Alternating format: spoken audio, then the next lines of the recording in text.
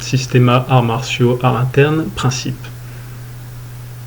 On va revenir à la définition de ce qu'est un principe.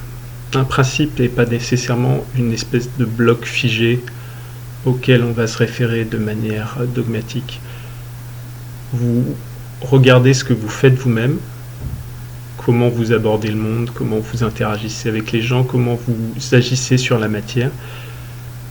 Et si vous observez suffisamment d'occurrences, vous pourrez trouver des communs, des récurrences, des patterns, des schémas. Dans ces différents communs, vous trouverez des communs d'ordre de priorité. Qu'est-ce que je fais en premier? Qu'est-ce que je fais avant? Qu'est-ce que je considère comme plus important que le reste? Ça, c'est le sens premier et c'est le sens profond de principe. Principe, par son étymologie, c'est ce qui est fait en premier, ce qui gouverne, ce qui est le plus important, ou ce qu'on considère le plus important. Qu'un principe n'est pas du tout nécessairement un bloc rigide. Un principe, c'est à un moment donné par rapport à un système de valeurs ou d'évaluation, qu'est-ce qui est mis en avant, qu'est-ce qui est mis en premier, ou qu'est-ce qui gouverne, qu'est-ce qui sous-tend ou influence ou dirige tout le reste. Les principes peuvent être appliqués aux principes. Quel est le premier principe dans les arts martiaux, Qu'est-ce qu'on devrait faire en premier quand on fait des activités comme du systéma, des arts du mouvement, de la course, de la musculation, ou n'importe quelle activité autre, de la voile, de la physique, des échecs? Une des premières choses qui pourrait elle-même être un principe, c'est trouver le pourquoi et le pourquoi. Une autre serait de trouver le quoi, et une autre encore de trouver le comment. Le pourquoi et le pourquoi. Donc, pourquoi, en 2 mots, c'est pourquoi je fais quelque chose. Ça va chercher c'est une interrogation sur la finalité, la destination. Vers où je vais en faisant ça? Qu'est-ce que je compte obtenir à la fin de ce trajet ou à la fin de cette action? Le pourquoi, en un seul mot, c'est une interrogation sur la causalité, l'origine, les raisons. Donc les raisons premières.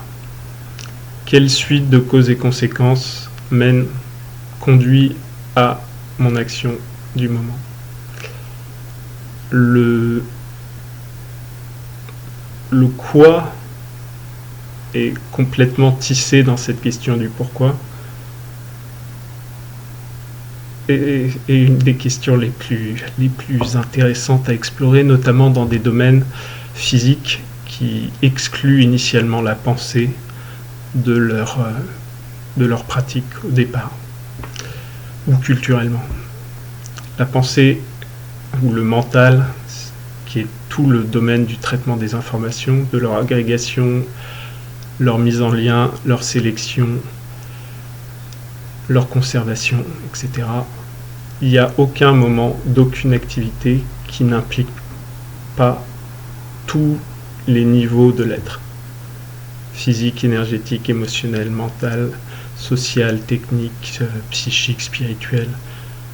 Quelles que soient les classifications employées, à n'importe quel moment, vous existez et vous agissez à tous les niveaux de votre être.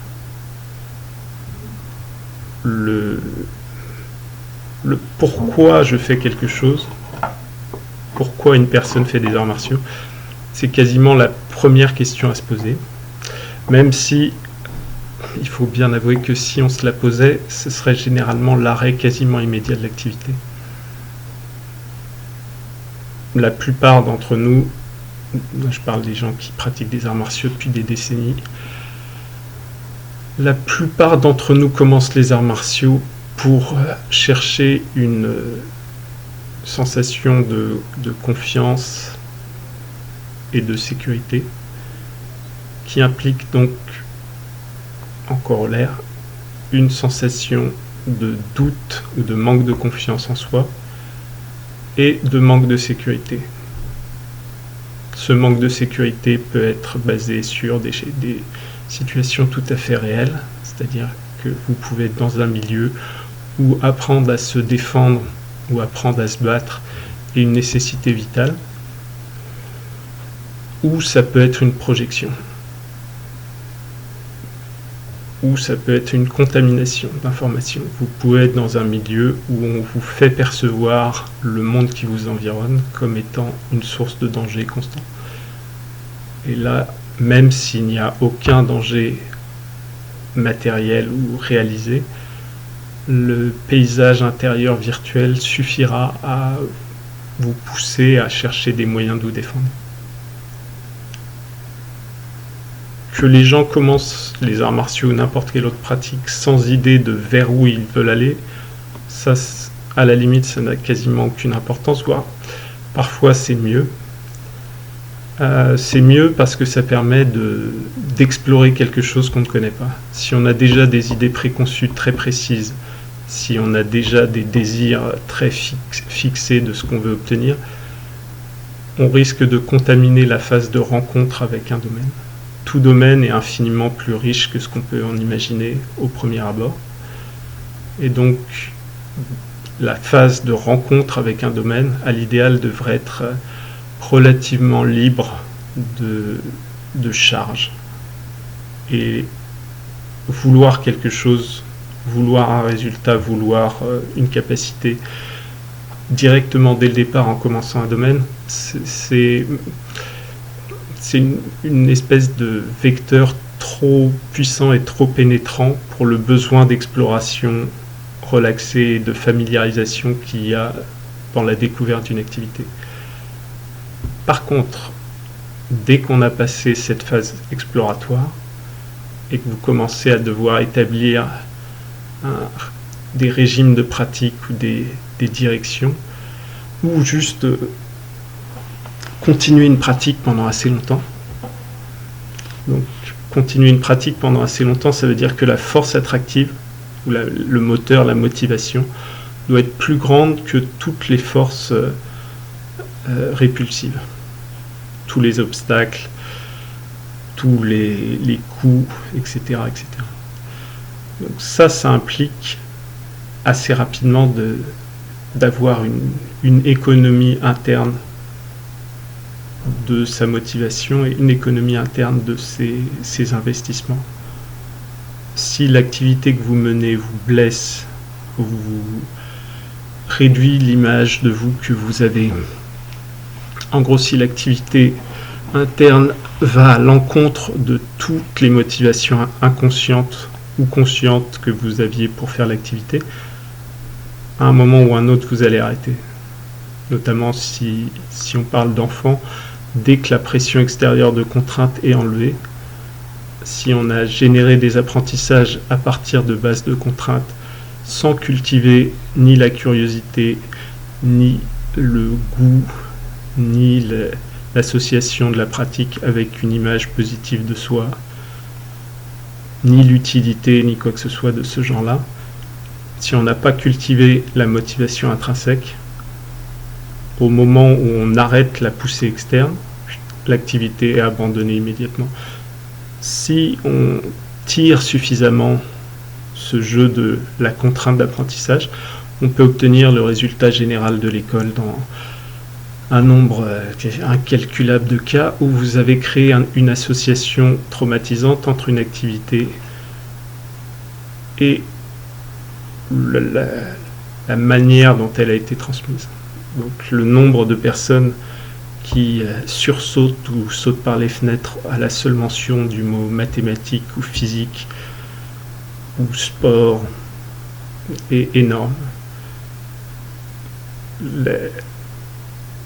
Les arts martiaux ou les arts du mouvement ne sont pas des pratiques physiques générées dans le vide pour rien.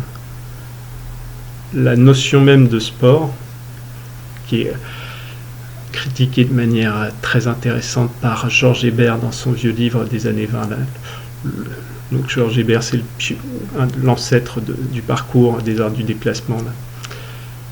Et dans les années 20, il reprenait une critique qu'il avait déjà formulée longtemps avant, quand il voyait l'arrivée en France du sport.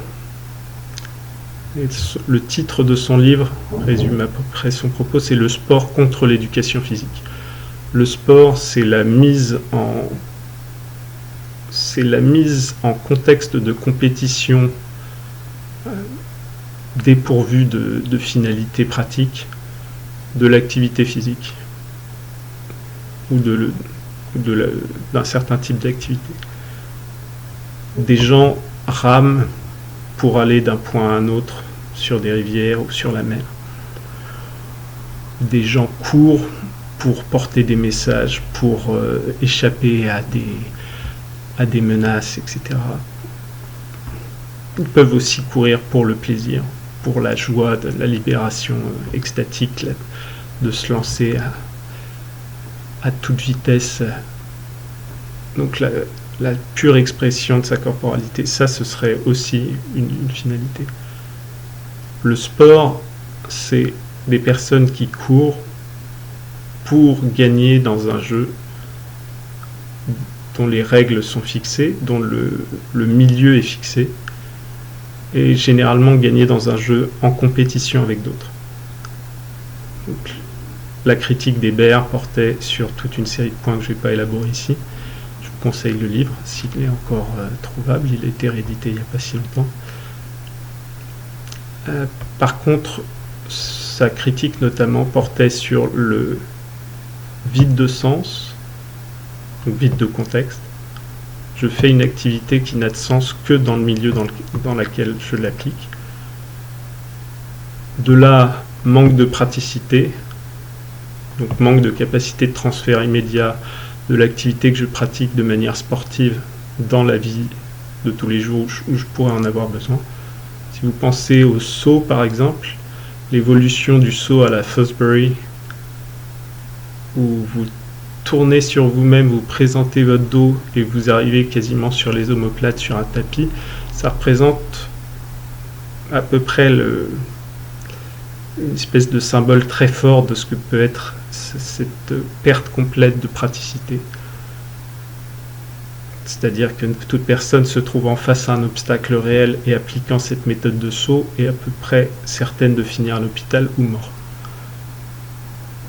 Le troisième critique, c'est la perte de rusticité. On s'habitue à faire des activités dans des milieux artificialisés et dans des conditions de préparation qui elles aussi sont artificialisées. Apprendre à se battre ou à réagir au stress, ou à grimper, ou à courir, ou à nager, dans des situations où on arrive totalement préparé, on sait exactement à quel moment est la rencontre, on connaît le lieu, le milieu de la rencontre, on connaît les règles, on connaît tout ça, c'est très très très différent